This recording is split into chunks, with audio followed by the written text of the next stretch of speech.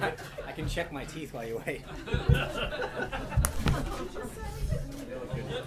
Thank you. You done?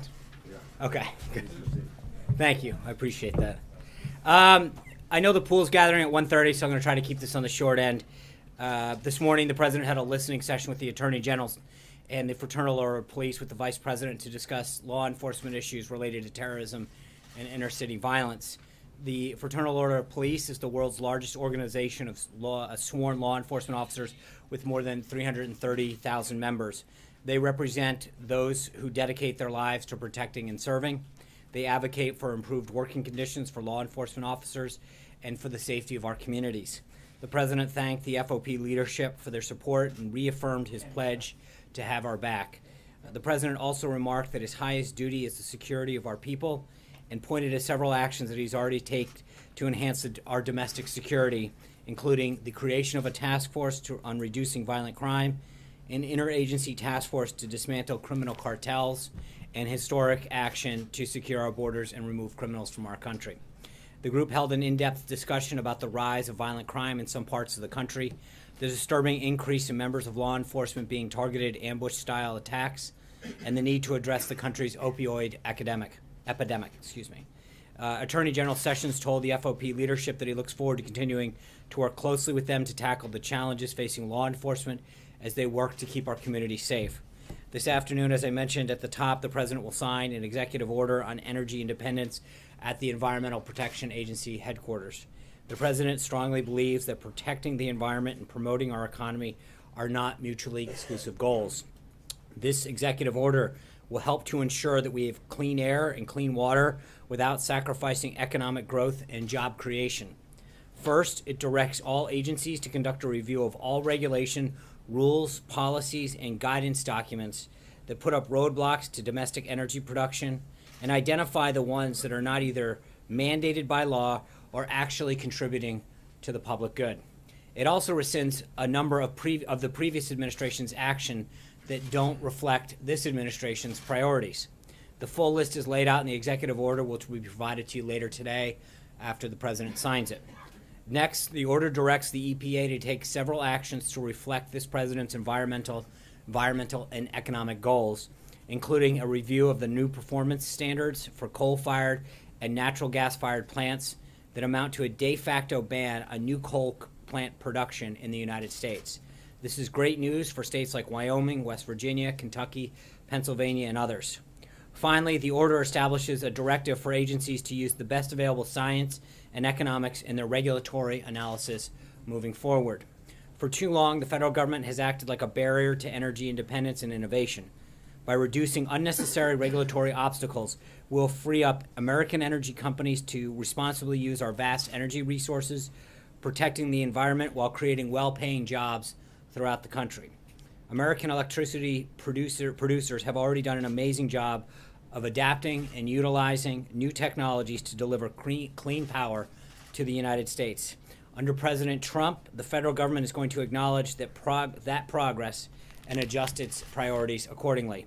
Moving on, later this afternoon, the president will meet with Secretary of State Tillerson and Secretary of Homeland Security Kelly.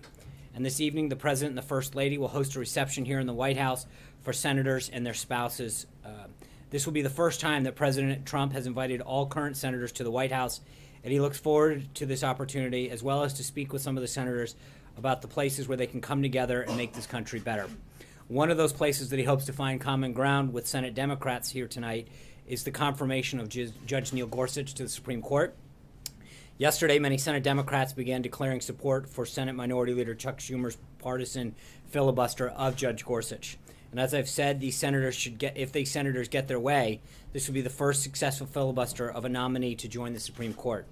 Leading Democrats have lamented these tactics as recently as last year. Senator Schumer, in fact, wrote last year in an op-ed in the New York Daily News, and I quote, "At a time when Americans want to move forward, the last thing is a new recipe for gridlock at the Supreme Court."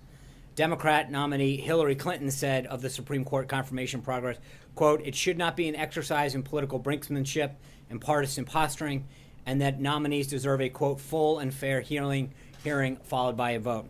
Senator Claire McCaskill of Missouri tweeted The Constitution says the Senate shall advise and consent, and that means having an up or down vote. So who are Senate Democrats going to enact this on an extraordinary lengths to block? It's an individual, frankly, who their body, including Senator Schumer, unanimously confirmed for a seat on the 10th Circuit not too long ago. This is a judge who received a unanimous, well-qualified rating by the American Bar Association, was a Harvard Law graduate who received the Edward J. Randolph Award for outstanding service at the Department of Justice. So it can't be their qualifications they're taking issue with. Judge Gorsuch isn't frankly a mainstream judge. Here are some figures and stats to point that out. Number one, in 98% of the cases in which he issued the opinion, he received the unanimous support of all of his colleagues. Second, in divided cases over the last 5 years involving both Republican and Democrat appointed judges, Judge Gorsuch sided with the Democrat appointed judge 1 in 3 times. When the shoe was on the other foot, when a Supreme Court nominee for a Democratic president went through the confirmation hearings and meetings with senators from both parties, neither Justices Kagan nor Sotomayor faced an attempted Senate filibuster. Both received Republican votes in support of their confirmation. In fact, during the Kagan nomination on the Senate floor, when Senator Harry Reid planned to file a cloture motion to bring Kagan to a vote, it was then Senator and now current Attorney General Jeff Sessions who stopped him and said, quote, "I have a high standard before I would attempt to block an up or down vote," and asked Senator Reid to proceed with a vote without the need for overcoming a Republican filibuster. Judge Gorsuch had met with most of the Senate Democratic caucus. He has gone through days of hearings and answered probing questions. He is eminently qualified and deserves the deference and consideration from the minority Senate Democrats that President Obama's selection were given once they had gone through the confirmation process. A few things I want to highlight. Last night, the president announced his intent to nominate Makan Delrahim to serve as Assistant Attorney General of the Antitrust Division at the Department of Justice. And this morning, we announced the president's declaration that a major disaster exists in the state of Nevada and ordered federal assistance to supplement recovery efforts in the areas affected by severe storms, flooding, and mudslides this past February. And finally, this morning, the president was pleased to see that Ford announced $1.2 billion investment in 3 manufacturing facilities in Michigan just 2 weeks after automobile executives came to the White House and met with the president. This adds to the growing wave of positive news, jobs news under the president, and continued investment from Charter Communications, his approval of the permit for Keystone XL pipeline on Friday. In addition, Energy Transfer's partners reported Monday that the Dakota Access Pipeline has been filled with oil as they enter the final stages of preparation that will finally put this into service. According to data released by the Conference Board, in March, consumer confidence, quote, soared to its highest level in 16 years. And from individual announcements to significant boost in both consumer and CEO confidence generally, it's clear that the president's economic agenda is what America's businesses have been waiting for. These businesses have spent years being held back by unnecessary bureaucratic red tape, and what we're seeing now is just the taste of the heights our economy can reach once those burdens are removed. And lastly, I want to make a comment on a false report regarding former acting Attorney General Sally Yates. As a matter of fact, I'd like to walk you through the sequence of events just to make sure that everyone's abundantly clear on what happened. On March 14th, Chairman Nunes and Ranking Member Schiff invited Sally Yates to testify on March 28th. On March 23rd, Sally Yates' attorney sent a letter to the Department of Justice asking for their consent to testify without constraints. On March 24th, the Department of Justice responded that the president owns those privileges to discuss the communications they were requesting to talk about and referred them to the White House. Also on the 24th, Ms. Yates' attorney sent a letter to the White House counsel requesting that consent, specifically stating that if they did not receive a response by March 27th at 10 a.m., they would, quote, conclude that the White House does not assert executive privilege over these matters. The White House did not respond and took no action that prevented Ms. Yates from testifying. That's the story. That's what the documents show. And with that, I'm glad to take some questions. Of course you can, John Roberts. I'd like to follow on that because there are reports that even though the hearing that was set for the 27th was not scheduled, it was canceled by Devin Nunes to prevent this White House from publicly invoking a claim of executive privilege. Could you speak to that? I hope she testifies. I look forward to it. It was never, let's be honest, the hearing was actually never notified. If they choose to move forward, great. We have no problem with her testifying. Plain and simple. The report in the Washington Post is 100% false. The letters that they frankly publish on their website all back up everything I just read. All of the letters are available on their website. I hate to give them the traffic. But the reality is that they specifically say, if you don't respond, we're going to go ahead. We didn't respond. We encouraged them to go ahead. But to suggest in any way, shape, or form that we stood in the way of that is 100% false. Brian. A couple of things you said earlier, a couple quick follow-ups. You said you want the agencies to use best available science. Does that mean there's going to be no further scientific research? You don't want to fund additional scientific research? And number two, what other issues do you like to see the president reach out to Democrats to tonight? So on the first one, best science is best science, and that's whatever's available is what you said. Right. Well, if it's not available, it's tough to use it. Just as a matter of But is that a practicality. code for not using research? No, it's a code for it's got to be available. That's it, plain and simple. You shouldn't read anything into that, and I think the president will speak more to that at today's signing at 1:30, at 2 o'clock rather. I'm sorry. And as far as Democrats, what do you I think there's a whole host of issues. I talked yesterday about health care. If they want to come together on infrastructure, tax reform, we'd love to have as much support as possible. Amen. Thanks, Sean. A couple questions. One on coal. Your actions today, the White House is saying that they're going to reverse President Obama's so-called war on coal. But a lot of people in the coal industry suggest that jobs are just not going to come back in that industry based on the way the industry has changed, technology and other things. Does this administration have an estimate of how many jobs will be created as a result of the actions it's taken today? I'm not aware of an estimate. I know that the president has already met with some of the coal miners the other day, and Senators Manchin and Capito in particular from West Virginia and others from Kentucky that were here when we did that EO signing a few days ago. I will tell you that from a mining perspective, the miners and the owners are very, very bullish on this. So the people who are actually in the business applaud this effort, believe that it will do a lot to revive the industry. It's obviously a private industry, so I'm not going to get into who does what, but I know that the industry itself said so. Steve, I'm sorry. On the Ford announcement, you just said that the announcement today comes 2 weeks after the automakers met here at the White House. Did the White House or the president do anything in that meeting that led to this Ford announcement today? I think there's been some regulatory effort and some commitments on the regulatory efforts going forward in the future that I think may have played a role. I would ask Ford on that. I just think it's a continued sign of it. I think we have seen a number of industry leaders, union leaders, truckers, truck companies come in, talk about burdens, and I think there's been several cases where meetings in the White House, or frankly, we went to Michigan and held that roundtable out there as well, that meetings that we have a very positive follow-up in terms of a commitment from a company or an industry to create jobs, to invest more in this country. But in each of these cases, Should the White House then get political credit for this announcement today? I'll leave it up to Ford to make that determination. I think that we're obviously pleased with more Americans getting jobs throughout various sectors, and I think that we'll continue, and the president has made it very clear that he continues to fight to bring back jobs and manufacturing here to the country. Steve. Sean, as you begin looking seriously at tax reform, could you just go through what is the president's bottom line? Does it need to have middle-class tax relief, corporate tax relief? Can you do it comprehensively or piecemeal? Do you add infrastructure spending to it somehow? How are you looking at this? So on the first two, those are both key components. The middle-class individual tax piece of it, and then the corporate rate has to come down. I think those are guiding principles that the president has laid out. As far as how the process works, there are, I think and I don't want to get ahead of the folks in the legislative affairs or the guys on Capitol Hill, but I would suggest to you that there's a prevailing attitude out there that the FY18 reconciliation is probably the most likely vehicle to move some of this. Again, what we want to do is keep a lot of options on the table in terms of, do we put infrastructure in? Is there another vehicle to drive that?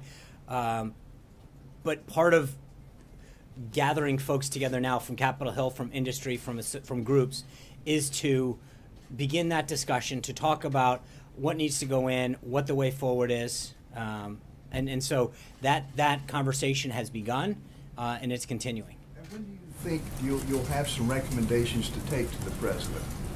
Well, internally, the team has been talking to him for a while. I think there's a bigger discussion that has to happen as we branch out with outside groups, industry, members of Capitol Hill, et cetera, that start to formulate some additional listening that needs to happen on this. And again, I think part of it is there's a legislative strategy that needs to tie into this. Blake? Is the White House currently involved in any renegotiations of the health care bill? And if so, in what manner? Staff has met with individuals and listened to them. So I don't know how detailed you want to. I mean, have we had some discussions and listened to ideas? Yes. Are we actively planning an immediate strategy? Not at this time. I think there is a discussion that began, as I mentioned yesterday, of a lot of individuals on both sides of the aisle reaching out to both the president and key staff members to share ideas and additional ways forward. So there has been a discussion, and I believe there will be several more. What would you say to the folks who have a genuine concern that if you could not get health care done, how do you go about getting big ticket items like tax reform and infrastructure done? People say if you can't get one, how are you going to do the next? What would you say to that concern? Well, again, I think, as I mean, we're going to build a coalition for this. I think each of them have different constituencies, and I think we're going to work with members of both sides of the aisle on both of those big ticket issues to see where we can find agreement and move forward. But I don't want to prejudge the outcome at this point. John? Yeah. Thank you, Sean. We'll do both. All right. Let him first. I'll stick with the row and then I'll go to Matt. So straight up. Sorry, Francesca. Okay. John Gizzi. All right. Thank you, Francesca, Sean. then John, then Matt. We'll just lucky day. Thank you, Sean. Just as a follow-up question on Blake's, did the president himself have any discussions with Speaker Ryan or Leader McCarthy or anyone over the weekend about health care and making an actual vote on the American Health Care Act? And one got the impression from Speaker Ryan today that he was going to try to pass this with Republican votes, which would contradict some of your statements about reaching out to Democrats all along. Has any of this come up with discussions between each side of Pennsylvania Avenue? So I think I talked yesterday. They have spoken a few times about different strategies, different ideas, different policy aspects to the bill. Absolutely. At least on at least 2, maybe 3 times they've spoken. And I know several of our staff members have also engaged in discussions again to talk about potential ways forward. So those conversations have occurred. I think that's what I mentioned to Blake. I mentioned some of it yesterday. And if we can find a way forward, we'll do it. But look, I don't think, just so we're clear, John, to your question, I'm not saying we've picked a strategy, we're going to go with this group or that group. I think the president several people reached out and expressed an interest.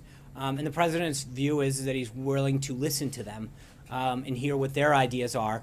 And, you know, I made a comment yesterday that was, that just so we're clear, we have, let's call it, 205, 207, somewhere in there, votes, right? Maybe 210, depending on what it is. The point that I made yesterday is to get to 216, to get to 218, depending on the day of the week, there are certain things that people want that would take what I think the president views as a very good bill that weren't worth doing it because they would make the deal bad.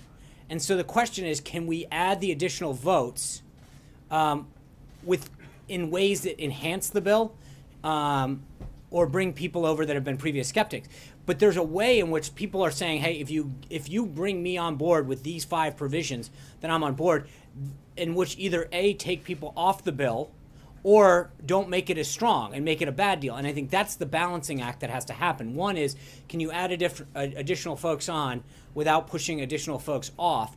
And 2 is that in what you have to add to the bill, does it make it stronger or does it not? Because I think there are suggestions by some out there that have said, we're willing to come along to the bill, but in doing so, it would make it a bad deal. And that's an important aspect. It's how do you take whatever that number is that we have now and get it up to 216 to pass without losing people and or making it a bad deal. Sean, So hold on, And you Glenn. can I've have it already. done with Republican votes, not Democrats. However we get there, John. Francesca. Thank you, Sean. Yesterday, you weren't able to tell us very much about Congressman Nunes' visit to the White House or to the White House grounds to view classified information last week. A Democrat on the committee today said that the White House would have known that he was here. The same Democrat also said that it looked like a criminal cover-up to him. My question to you is, have you learned any more information since we had this conversation yesterday about how he would have even gotten in and how he would have gotten cleared? And do you think that Congressman Nunes should recuse himself from being in charge of the Russia investigation at this point? Well, number one, on the latter part of that, it's not up to me. He's a member of the House. He's appointed by the Speaker. That is entirely up to the Speaker and the membership of the House of Representatives. We're not going to start commenting on that kind of stuff. I do think that he is running an investigation, which we asked for. And I think the thing that's important to note is there's somewhat of a double standard when it comes to classified information. When leaks are made illegally to the press, and you all report them, the coverage focuses almost entirely on the substance of the allegation and that are part of an illegal leak, not on the illegal nature of the disclosure, the identity of the leaks, or their agenda.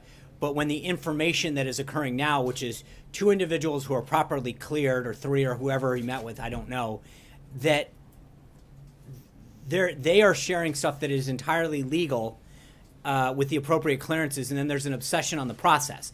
And it's sort of it's a backwards way that when you all report on stuff with sources that are illegally leaking classified information, that's appropriate and fine. No one questions that, the substance of the material. When 2 individuals, or however many, are engaged in this process, have a discussion that is 100% legal and appropriate and cleared, suddenly the obsession becomes about the process and not the substance. And I think that it is somewhat reckless in how the conversation over classified information is discussed while sort of attempting to press a false narrative that exists.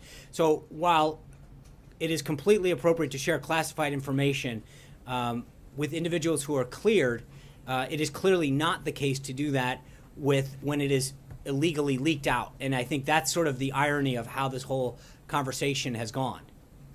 John. Thanks so much, Sean. Just following up on your statement in regards to the Washington Post story that you say is false. Did the White House counsel office ever consider invoking privilege as it relates to Sally Yates testifying before this congressional committee? No.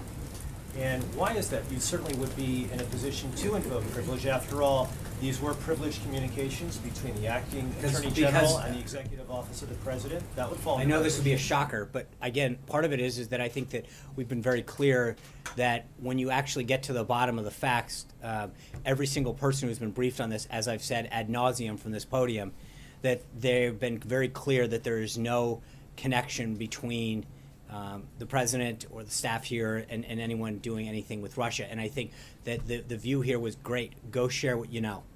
So, no, and that's why the Washington Post should be ashamed of how it handled this story. It was 100% false. The letters that they actually published back up exactly what we're saying.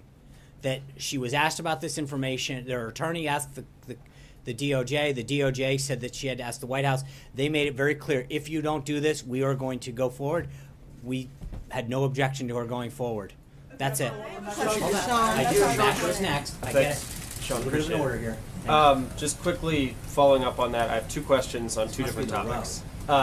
So we're taking what you're saying, that's as assurances that Chairman Nunes' decision to call off that hearing did not have anything to do with any pressure from the White House? No. Okay, thank you. On a different topic, we're seeing more states, Maine, Virginia, and Kansas specifically, moving to expand Medicaid under the Affordable Care Act, joining the 30-plus states that have already done that.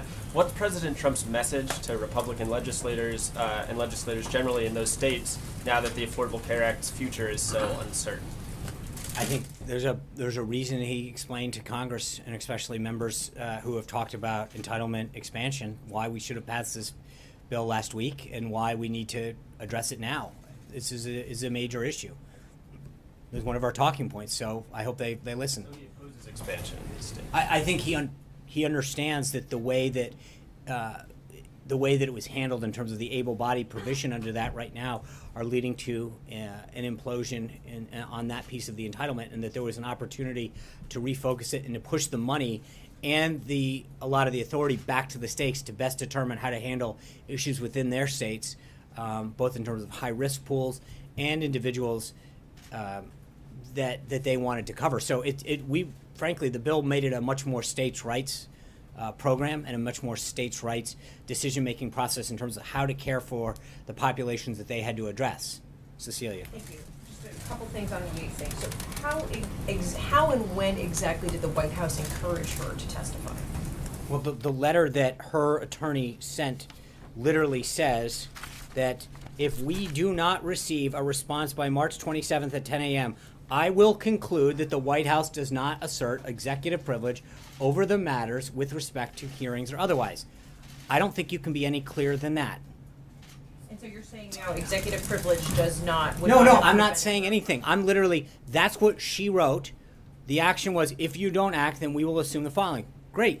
I don't think that you can read that any other way. It was I'm sure, a very talented, he is a very talented lawyer, and wrote it specifically for it. We read it that way and chose to not act because we have no problem with her testifying, plain and simple. So executive privilege is not an issue for Sally Yates, would have not have been an issue for Sally Yates testifying. That's correct. Okay, thank you. And following up, one issue, you want to add? No, it's interesting. I mean, this is very clearly worded, and yet somehow you're asking me how to interpret that in any other way than literally reading plain English. Interpret something else for me. Does the president still believe that climate change is a hoax? I think you'll hear more today about the climate and what he believes. I think he understands.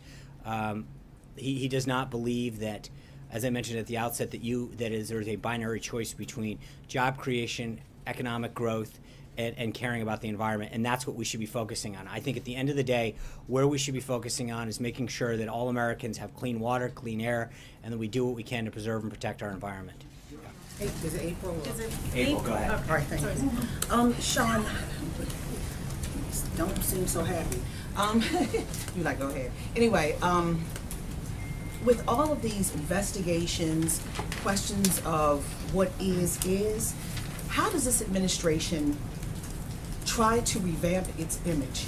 2.5 months in, you've got this Yates story today. You've got other things going on. You've got Russia. You've got wiretapping. You've got... No, we don't have that. I know. On Capitol Hill. No, I get it, but you keep... I've said it from the day that I got here until whatever, that there is no connection. You've got Russia. If the president puts Russian salad dressing on his salad tonight, somehow that's a Russian connection. But every single person... No, that's... I appreciate your agenda here, but the reality is... Oh, no, hold on. No, at some point, report the facts. The facts are that every single person who has been briefed on this subject has come away with the same conclusion. Republican, Democrat, so I'm sorry that disgusts you. You're shaking your head. I appreciate it, but understand this, that at some point, the facts are what they are. And every single person who has been briefed on this situation with respect to the situation with Russia, Republican, Democrat, Obama appointee, career, have all come to the same conclusion.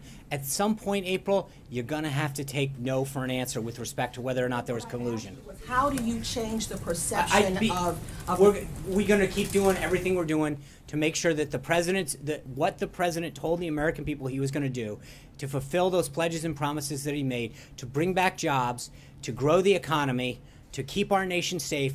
That's what he's been focused on since day one. We're going to keep focusing on that every single day. Comes Friday. Condi Rice did not support this president. She did not go to the convention. She comes. What is on the agenda, and how is their relationship? Has it healed since 2006 when he used a very negative word to describe? Here's what I'll tell you. It's interesting that you ask those two questions back to back. On the one hand, you're saying, what are we doing to improve our image? And then here he is once again meeting somebody that hasn't been a big supporter of his. Hold on. But April, hold on. It seems like you're hell-bent on trying to make sure that whatever image you want to tell about this White House stays, because at the end of the day, let me answer. Okay, but you know what? You're asking me a question, and I'm going to answer it, which is the president. I'm sorry. Please stop shaking your head again. But at some point, the reality is that this president continues to reach out to individuals who've supported him, who didn't support him, Republicans, Democrats, to try to bring the country together and move forward on an agenda that's going to help every American. That's it, plain and simple. So if you're asking what we're doing, I think we continue to do it, which is to bring groups together that have been supportive of him, that haven't been supportive of him, but that to share a goal, which is finding common ground on areas of national security, of personal security, of economic security, of job creation, of safer communities, of education, of healthcare, that can unite us as a country and make the country stronger. Was it about Russia and Tillerson Friday? I think they're good. I'm not ready to when we're done with that, we'll see if we can have a readout. Tillerson, do you Hold on, believe? I understand that. We're not at Friday yet. I will have a readout when that's done. I know the pool needs to get to the vans for the signing. Thank you. I'll be back tomorrow. We're going to do 5 days in a row this week, ladies and gentlemen. Thank you. Thank you.